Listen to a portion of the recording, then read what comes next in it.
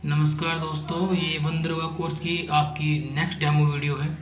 आज का जो इसमें हमने टॉपिक लिया है वो है साउंड। ये आपके वंदरवा कोर्स में फिजिक्स में एक टॉपिक है साउंड। तो इस साउंड में हमें क्या क्या पढ़ना है, पहले हम सिलेबस के बारे में बात कर लेते हैं। पढ़ना है nature of sound. Nature of sound में हमें पढ़ना होगा साउंड के बारे में, वेरियस थिंग, उन पर दाब दाब आपका विभिन्न चीज़ों का क्या प्रभाव पड़ता है, and propagation in various media. ठीक है, स्पीड ऑफ साउंड, साउंड की speed, and range of hearing of humans, यानी कि मानव कर्ण की सुनने की क्षमता, प्रसर्व्य अपसर्व्य, विभिन्न प्रकार की जितनी भी ये चीज़ें होती हैं यहाँ से आपको पढ़नी होगी। तो आज ये डेमो क्लास है, इसमें हम बेसिक चीज़ें पढ़ेंगे साउंड से पहले। तो आज बात करते हैं साउंड के बारे में। देखिए, साउंड पढ़ने से पहले हमें पढ़नी होगी तरंगे। क्या होती है तरंगे या वेव्स? तरंगे वो चीज़ें हैं जो एक प्रकार से ऊर्जा को, याद रखना किसे, एक प्रकार से ऊर्जा को एक स्थान से दूसरे स्थान की ओर गति करती है, या ऊर्जा को एक स्थान से दूसरे स्थान पर ले जाती है। अर्थात किसी माध्यम में हुए विक्षोभ या डिस्टर्बेंस जो माध्यम के कणों के प्रवाह के बिना है। याद रखेंगे, जो माध्यम के कण होते हैं वो उनमें डिस्प्लेसमेंट नहीं होता, उनका प्रवाह नहीं होता, माध्यम में एक स्थान से दूसरे स्थान की ओर गति करते हैं। ओनली एनर्जी आपकी ट्रांसफर होगी, आपके जो माध्यम के कण होते हैं वो गति नहीं करते, तरंग कहलाते हैं। ठीक है, अर्थात याद रखेंगे पॉइंट यहाँ पर यही है कि अर्थात तरंगों से ऊर्जा आगमन होता है। तरंगों के द्वारा केवल ऊर्जा ट्रांसफर होती है, जो आपके माध्यम के जो कण होते हैं वो आगे गति नहीं करते। ठीक है, या माध्यम के कणों का नहीं। ठीक है, नेक्स्ट, तरंगों के प्रकार। तरंगे होती कितनी प्रकार की हैं? तो तरंगे होती हैं दो प्रकार की।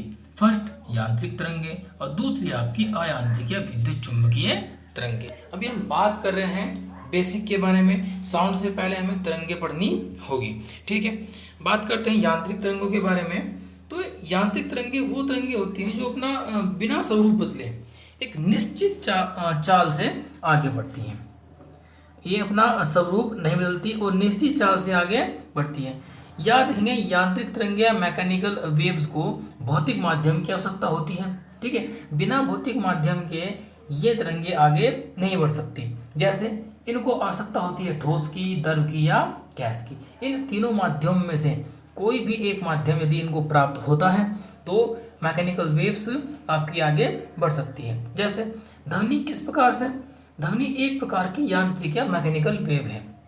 ये क्वेश्चन कई बार यहाँ से आया है कि निर्वात में ध्वनि गमन नहीं करती।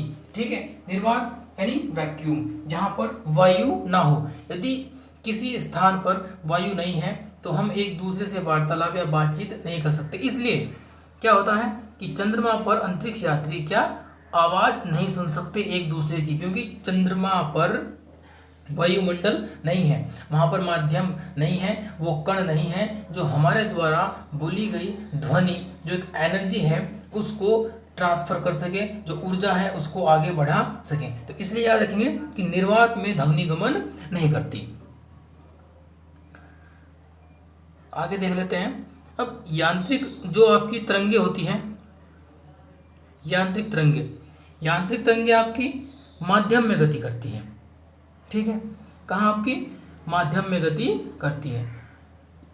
यहाँ एक बात और महत्वपूर्ण है कि यहाँ पर ऊर्जा तथा संवेग का संचरण करती है। ये पॉइंट है, इसी प्रकार से पॉइंट यूकेएससी अपने पेपर में बनाता है कि यांत्रिक तरंगे माध्यम में गति करती है जहाँ पर ऊर्जा तथा संवेग का संचरण करती है। याद रखेंगे, ऊर्जा और संवेग को ये आगे लेकर के जाती है, परंतु माध्यम की स्थिति जो होती है वो यथावत बनी रहती है। ठीक है, यानी कि जो आपकी ऊर्जा है, जो आपका संवेग है वो संचरण करता है, माध्यम के कण संचरण नहीं करते। जो यांत्रिक तरंगे होती हैं उनका संचरण डिपेंड करता है दो गुणों पर। कौन कौन से? डिपेंड करता है माध्यम की प्रत्यास्थता या इलास्टिसिटी ऑफ मीडियम, और डिपेंड करता है आपका माध्यम की जड़त्व या इनर्शिया ऑफ मीडियम। प्रकार कि मैकेनिकल वेव होती कितनी प्रकार की है, ये महत्वपूर्ण। यहाँ से दो प्रकार की वेव्स होती हैं आपकी, एक तो आपकी अनुप्रस्थ, एक आपकी अनुदैर्ध्य वेव। इनके जितने भी गुण हैं, चाहे तो वो अनुप्रस्थ तरंगे हों चाहे वो अनुदैर्ध्य तरंगे हों, दोनों के गुण ही पेपर के पॉइंट ऑफ व्यू से बड़े ही महत्वपूर्ण हैं। कभी कभी कथन टाइप से आपके क्वेश्चन आते हैं, या डेफिनेशन भी आपकी क्वेश्चन बन के आ जाती है। एक डेफिनेशन दी जाएगी, उसके नीचे पूछ लिया जाएगा कि ये आपके किससे संबंधित है। ठीक है, चलिए तो बात करते हैं आपकी अनुप्रस्थ तरंगों के बारे में। इंपॉर्टेंट है, माध्यम में जब कण तरंग संचरण की दिशा के लंबवत कंपन करते हैं, एक डायग्राम के माध्यम से समझाया गया है। देखिए यहाँ पर आपका ये एक माध्यम है, जब जो कण है, जो आपके कण हैं, वो क्या करेंगे, वो माध्यम के इस प्रकार से लंबवत गति करते हैं। तो ये किस प्रकार की तरंगे होती है आपकी, होती है अनुप्रस्थ तरंगे। इन अनुप्रस्थ तरंगे में बहुत सी चीज़ें हैं, जैसे इन अनुप्रस्थ तरंगों में इस उठे हुए भाग को, या कह सकते हैं कि तरंग के इसके एक और अधिकतम जो आपका उत्थान है उसको बोलते हैं सरंग, और आपका नीचे भाग को क्या बोलते हैं, हम गर्त बोलते हैं। सरंग तथा गर्त तरंग संचरण के साथ इसकी दिशा में आगे की ओर बढ़ते हैं। ठीक है, ये क्या करते हैं, ये आगे की ओर बढ़ते हुए जाते हैं, सरंग ग्रत, सरंग ग्रत। ठीक है, अनुप्रस्थ तरंगे वहाँ उत्पन्न की जा सकती है जहाँ दृढ़ता या रिजिडनेस हो। अतः अनुप्रस्थ तरंगे केवल किसमें, या तो ठोस में या द्रव में। ये पॉइंट है आपका पेपर के लिहाज से बड़ा महत्वपूर्ण है।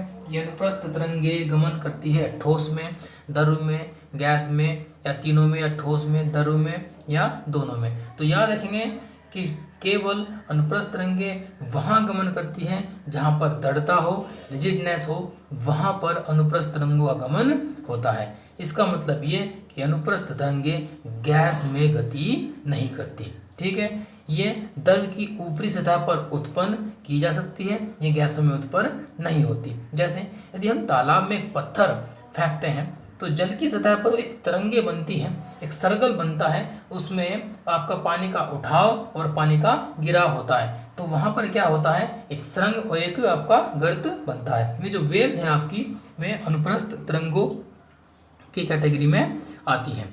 ठीक है, अब बात करते हैं यहाँ पर अनुदैर्ध्य तरंगों के बारे में। क्या होती हैं अनुदैर्ध्य तरंगे। अब इसमें इस माध्यम में या इन प्रकार की तरंगों में क्या होता है कि ये यांत्रिक तरंगों के संचरण पर माध्यम के जो कण होते हैं वो तरंग संचरण की दिशा में गमन करते हैं, यानी जिस ओर आपकी तरंग जा रही है उस ओर ये गमन करते हैं। जहाँ पर माध्यम के कण पास पास होते हैं उसको बोलते हैं संपीड़न, और जहाँ पर माध्यम के कण दूर दूर होते हैं उसको बोलते हैं विलयन। यहाँ डायग्राम के माध्यम से समझा गया है। यहाँ पर इस पर ये आपका क्या है, यह है आपका विलयन, और जहाँ पर तरंग के कण जो हैं वो पास पास है वो आपका संपीड़न है या कंप्रेशन है।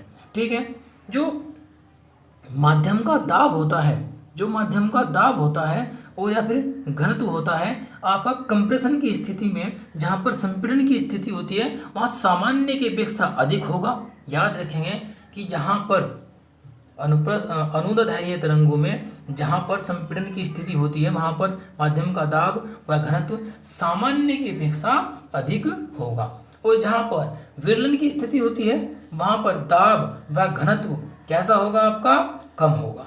ठीक है, ये जो तरंगे होती है आपकी अनुदैर्ध्य तरंगे, ये सभी माध्यम में गमन कर सकती है, जैसे ठोस में, द्रव में, गैस में। तो ये तीनों ही माध्यम में अनुदैर्ध्य तरंगे आपकी गमन करती हैं।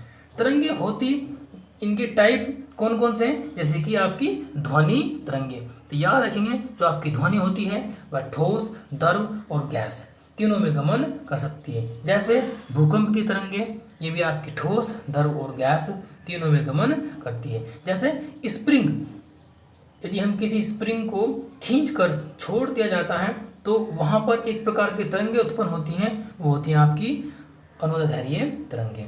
अब इन अनुदैर्ध्य तरंगों में हम क्या करते हैं, यदि हम प्रत्येकांक समय में अपने पास से गुजरने वाले संपीड़न और विलयन की संख्या की गणना कर दें तो वहाँ पर हमें आवर्ती ज्ञात हो जाएगी। किस चीज़ की, इन अनुदैर्ध्य तरंगों की। ठीक है, एक और चीज़ रिवाइज कर लेते हैं पिछले की आपके PDF में।